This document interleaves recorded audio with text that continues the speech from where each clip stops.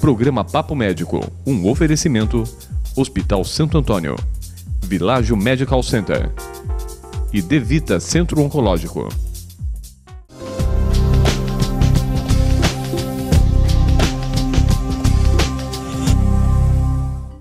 Hoje aqui no Papo Médico teremos um assunto alarmante, o câncer de próstata. Para isso teremos o oncologista clínico Dr. Eduardo Risetto para falar sobre esse tema muito interessante. Não percam!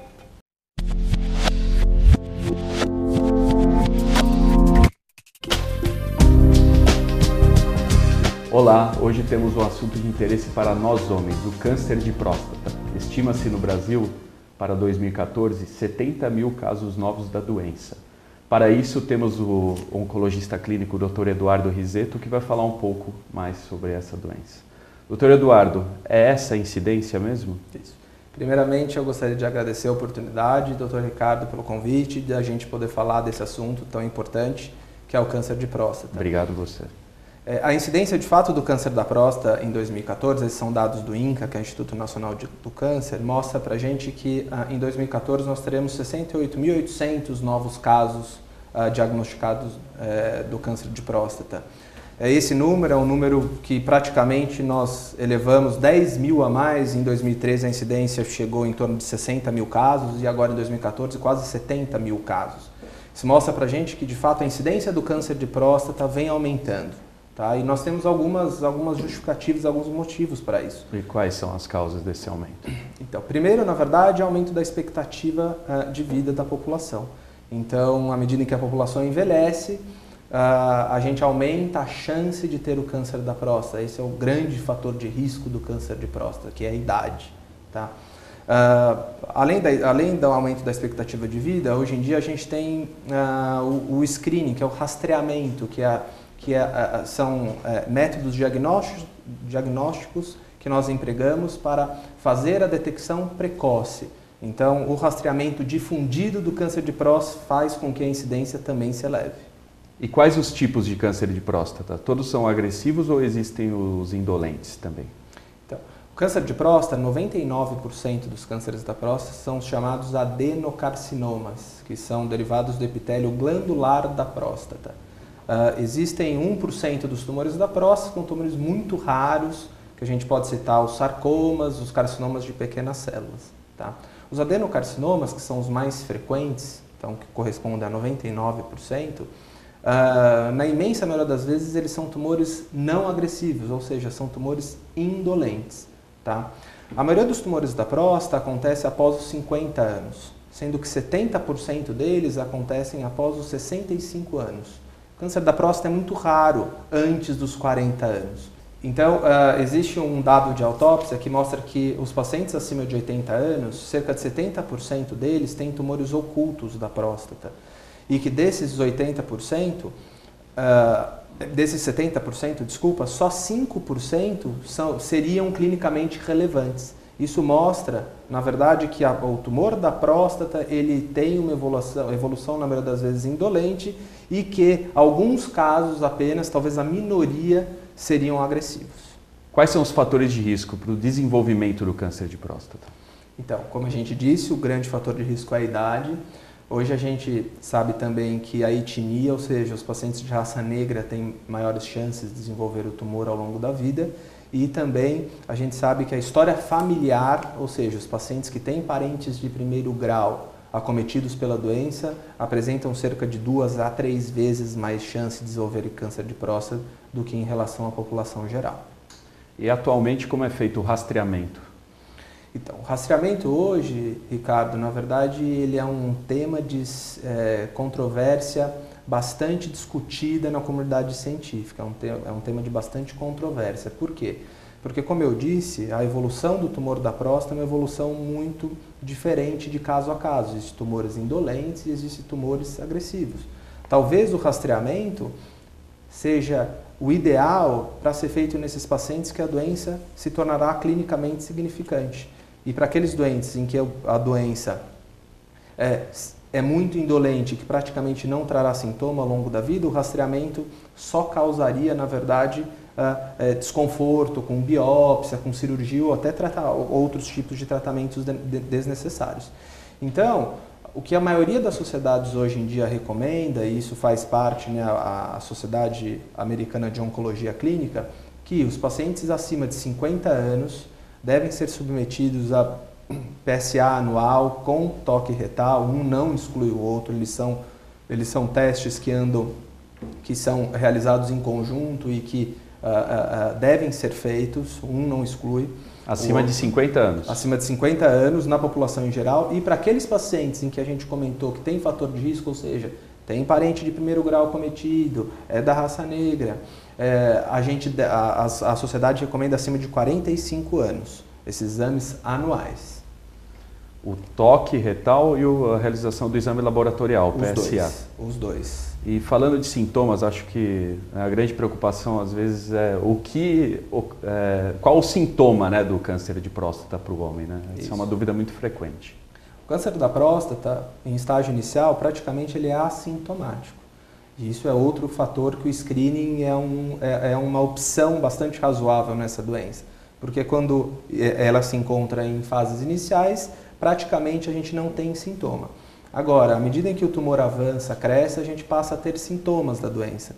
Por exemplo, retenção urinária, dificuldade de urinar, jato fraco e, eventualmente, sangramento na urina.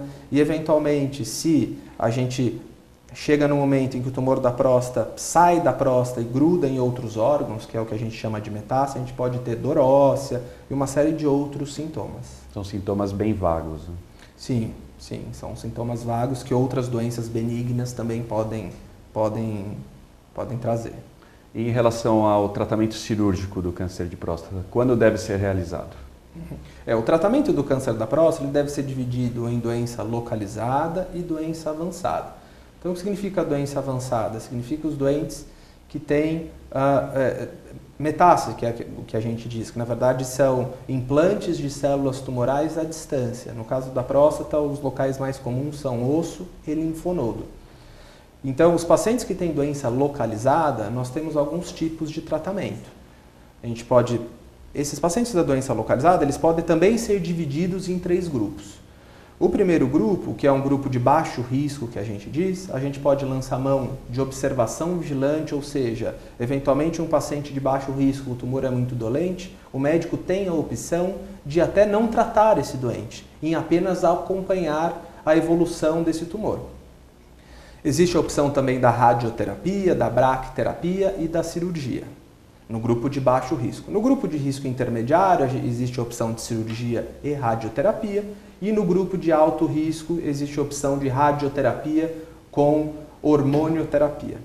Nos pacientes com doença metastática, a cirurgia ela não é realizada, a não ser que tenha alguns sintomas, e aí a gente parte então para um tratamento que chama de deprivação hormonal. A gente tira primeiramente a testosterona, porque ela é um dos grandes fatores de crescimento do tumor da próstata.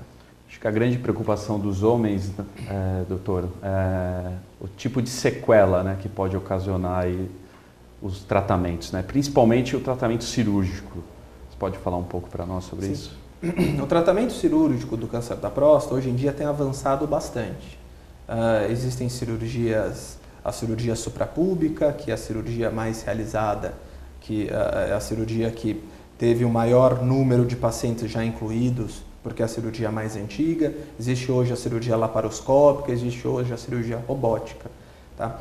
Os principais efeitos colaterais da cirurgia da próstata, de fato, são 2.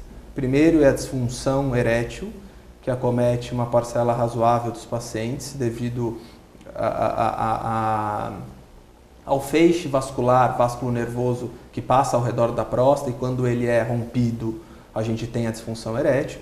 E o segundo efeito colateral importante é a incontinência urinária, que ela também acomete uma parcela razoável dos pacientes em diferentes graus, e isso o urologista, após o tratamento cirúrgico, sabe conduzir de uma maneira bastante adequada. E uma vez tratado o câncer de próstata, existe a possibilidade de uma recidiva? Todo tumor, quando a gente fala de tumor maligno, na verdade todos os tumores malignos existem o potencial de recidivarem, seja loco regionalmente, seja na região onde ele era. No caso da próstata foi uma cirurgia no local onde era a próstata, seja sistemicamente, que a gente diz, que na verdade é em outras regiões distantes do tumor inicial. Então, embora a gente faça cirurgia, embora faça radioterapia, braquiterapia, enfim, embora qualquer tipo desses tratamentos que a gente comentou tenham sido realizados, existe a possibilidade do tumor voltar, e é por isso então que o médico, assim que faz o tratamento definitivo do tumor da próstata, recomenda que esse paciente volte periodicamente para que sejam realizados exames regularmente e caso detecte essa eventual volta do tumor, que é a recidiva que a gente diz, seja tratado de maneira oportuna e adequada. Doutor Eduardo, o que você pode deixar de alerta para a população em geral?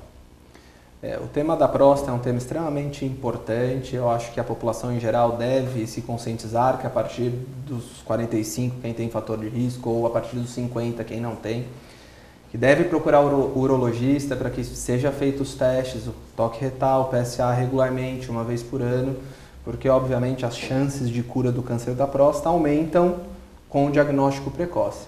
Então, espero que tenha sido de bastante ajuda para todos vocês esse nosso tema. Doutor Eduardo, muito obrigado pela presença no Papo Médico, foi um prazer tê-lo aqui. Eu que agradeço, muito obrigado. Bom, homens, vamos quebrar o tabu e o preconceito e visitar o urologista com frequência. Espero que todos tenham gostado. Até a próxima.